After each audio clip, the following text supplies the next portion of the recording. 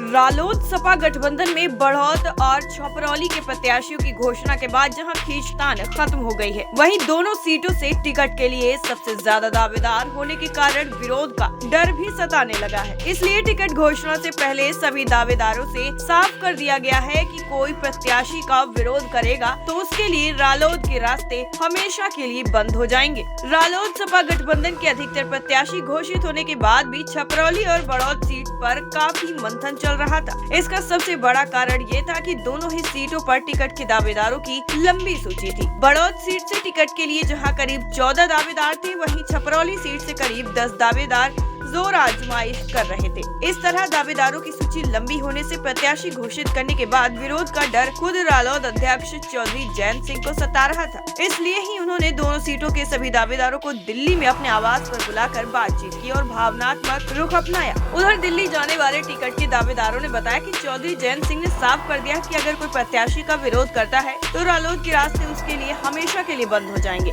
चौधरी जयंत सिंह की इस चेतावनी के बाद भी प्रत्याशी को लेकर अंदरूनी खींचतान शुरू हो गई और सोशल मीडिया पर इसको लेकर लोग सक्रिय हो गए। टाइम 8 उत्तर प्रदेश के लिए बागपत से ब्यूरो रिपोर्ट।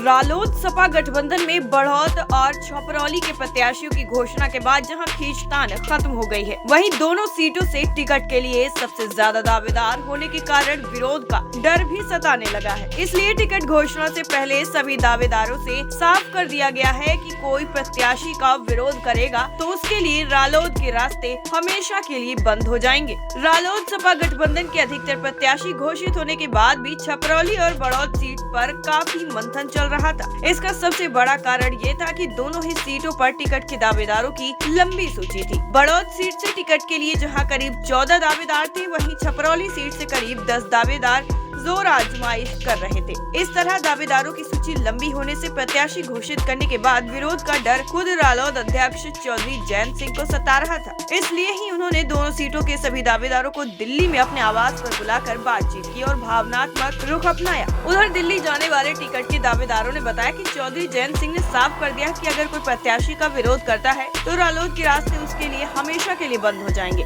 चौधरी जयंत सिंह की इस चेतावनी के बाद भी प्रत्याशी को लेकर अंदरूनी खींचतान शुरू हो गई और सोशल मीडिया पर इसको लेकर लोग सक्रिय हो गए। टाइम 8 उत्तर प्रदेश के लिए बागपत से ब्यूरो रिपोर्ट।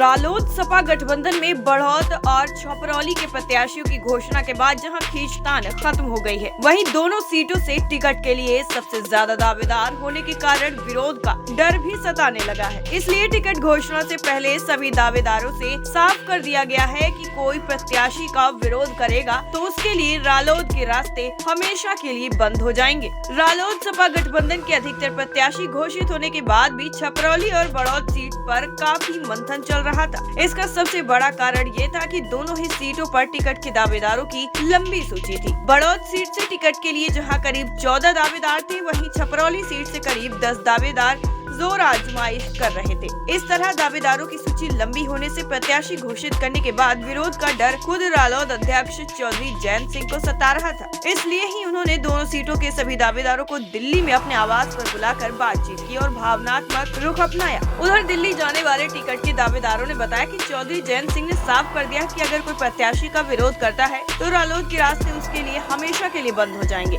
चौधरी जयंत सिंह की इस चेतावनी के बाद भी प्रत्याशी को लेकर अंदरूनी खींचतान शुरू हो गई और सोशल मीडिया पर इसको लेकर लोग सक्रिय हो गए। टाइम 8 उत्तर प्रदेश के लिए बागपत से ब्यूरो रिपोर्ट।